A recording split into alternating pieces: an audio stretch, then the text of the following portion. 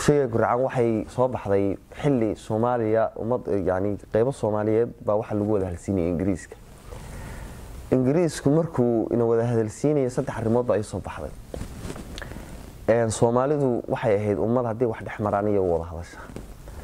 haday wada hadashana dadkii u wada hadlaayeen ismadeedii hoggaankeeda dhaqanka ay xalaasha ma hadhoon qaatay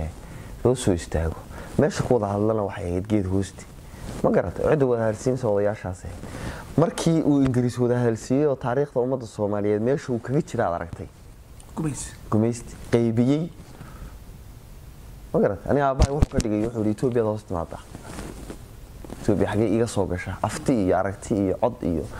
isku raac ummadeedan ummadda uga biirtayna ma jirto adeerkiina wuxuu Soomaaliya qoyska Soomaaliyeed bas lagu kala dhantaalay xeerkii uu ka tagay baa waxa lagu leeyahay waxa laga dhigay ummadda waxa ka dhigay wax madhab oo muqaddasa Afrikada maskaxda de waxyaabaha uu galiyay kamid ah Ingiriis baa wada hadalsiinaya ummaddiisa Ingiriis wada hadalsiya xagee lagu wada hadalsiinaya Soomaaliyeed hoosti bay ku xaali jirtay meesha la yiraahdo London hala tago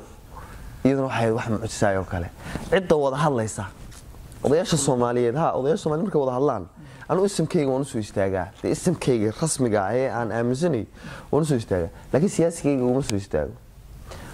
niman baa leeyahay halkaas ku wada hadlayaan deeto way soo wada hadleen waxa ay ku soo wada hadleen xataa ay soo qaadeen in lagu gooyin baan ku tusayaa khalad baa igu ahaatay aan carabaabe markii wasiilaayo noqday uu tagay wadankii waxa la yiri niman mucaarada ka daba qaato waxaad soo saxiixdeen Soomaaliya lagu dirsid buu yiraahday xasan sheekhna markuu Muqdisho tagay waxaad soo saxiixdeen Soomaaliya kala goysid baa la yiri aniga wixii kala go'ayay iyo wixii israacayay iyo de waxaan maanta khaliifaan wax ka bedeli karo Soomaaliya maanta israacada cid israacaysa ma jirto kala go'a hadana cid kala go'aysa rabitaanka iyo codka kala go'aysa ma jirto laakiin dareenka rasmiga ah ee ummaddu waxaan ay ahayd waxa loo wado waxaan geeyay la geeysiinay ka hadlisay kushiga guracad ma garad marka runtii dad badan oo maansadaasina sida aan u fahmay iyo dareenka aan ka sameeyay ila qaatayna way jiraan maansadaas mano dumar kartaa waxaan goor kastaba gabayga u tirshaa waa intaanan go'in ama geeriyoon gabanada inaan gurno uga tago maan gadan murtida mana goyn karee waa sad guulahay inta igu galaday ku gubyiri dulmiga waa godob la dirar xaq waa u garab inta aanan gabaysa geeraara furin gidigii su'aal Soomaali gabi gacal bay ahayd gayaankii hablaha kala guursan jiray hadduu guluf dhexmara kala gaadha gacan geed bay lahayd iyo guurti dhaqan kartooda iyada goyn jiray markaba gudoonkuna heshiis gacan qaad leh iyo guul buu ahaa dhaqanka goobta bulshada yahay gurcan waad garab martee goormuu cadaan u garqaadi jiray gacalkii xigtada gumaystii doraad gaarisa baxshay hawd iyo galbeed gudoon yiri amxaar haydin garnaqomiya gobonnimaa kaygiga gobol ka dhigay waa ninka kay leeyahay maanta de gobol kastuu tago imaamadii maanta imika koofiyad buu noo xidhayba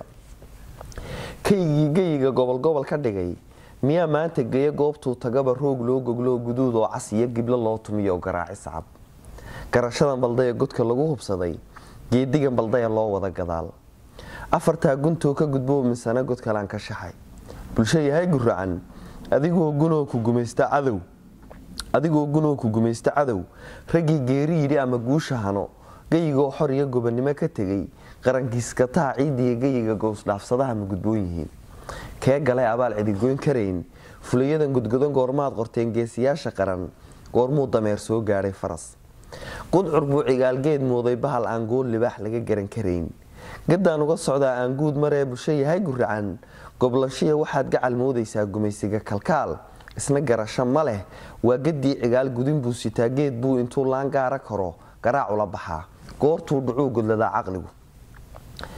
afarta gunto ka gudoomsana god kalaan ka shaxay bulsho yahay guracan niman faralka gudin goormaad qortay sheekh gaamuro gabadh meherin kara gurgurshaaga awr iyo geel irmaan lama gowracee garcadaaga oday ugu jira guclada gudashada xaqee birtu aanay geeyin misna guri aliya galay goob masjida gacmay hadmaa ninka gowraca wuxuu gali jannee goormaa la yiri gaal weeye dila waxyaabaha cajaa'ibka waxay ka mid tahay nin sheekha oo daaciya oo ninkaan ku soo qabsanay Gacmeeya loo oran jiray Sheekh Cabdiqaadir Gacmeey magaalada Garowe kiyo masaajid ku tukanayo sujuudsan baa la dilay saad ogtay aqliga Soomaalidu meeshu marayo ay ku tusaysaa bulshooy geedlabkii go'ashaalihii geeska Afrikaad u gobaysanaa geesiga ahaa Cabdilaahi Ganaysidu gabay ku yiri guban jiray hadii gaf haween ku dhaco gabadh oo hinteed geerida ka xigay miyaa shalay tag galab godka saada dhigay goblantooy adduun waa gelin bacayn bulsho yahay guracan nin gargaar lahoo garcadaaliyo gacal soor lahoo gacan furan ayaa geey jiray xilkee goormaa la yidhi nimaan gaala wadan oon garab ka helin ma gudoomi karo waxa ku oranayaan ninkaas madaxweyne noqonay sababta waxa wata dariska wata ama dawladda shaqo wata hebel waa soo baxaya dawladda shaqo wata bulsho yahay guracan gacmo wada jir bay lib ku gaarayaan goormaa la yidhi waa laga gudbo gooni socod ayaa guuleysan kara guul aan midnimo lagu goosan baa lagu goobayaa nin walow geeyiga gobolka aad lahayd goosoo carow gali weyday maan garanaya samee guur sahan la'aan geediga kaxee ku furgira abaar oo geed ku ool oo gaajo dhimo weeyaana garo bulsho yahay guracan inta gacan ku dhiig uu geesi yahay markuu gala dambiga garab mara sharciga gowraca miskiin reer kali gobo dadka galana guush u yaqaan gun uu garabsanaya iyo gardarradu intay xidhan tahay gooshaal xaqu geedka weyn gardaduuban yahay ee uu garsoor iibgadasho yahay ama jooga gini guul iyo inaad gaadhaan midnimo waa taad garoy ku go'daan waleega gunud midda guulow ma jiro cid kale oo gargaar garab laga helo guulow waxa godkaygu wadaa waa gacan qalaad iyo gaatamo xilkan guudka iyo garabkaaga surankan idhi guda ay gumaynayo garwadeenadan garashada bidaaciidii gato gaalaa warmiya gumuc iyo rasaas igu goobaysee godobaysanaha geyigayga raba inuu gacan ku dhigo guulow hungee geesh xoog leh iyo guutay wataane guulow isku jabi guulow allow gacal baanu nahay nacab kala guro isku maadayee laabtiyo gacmaha isku kaayay geli bay tirmaasadaas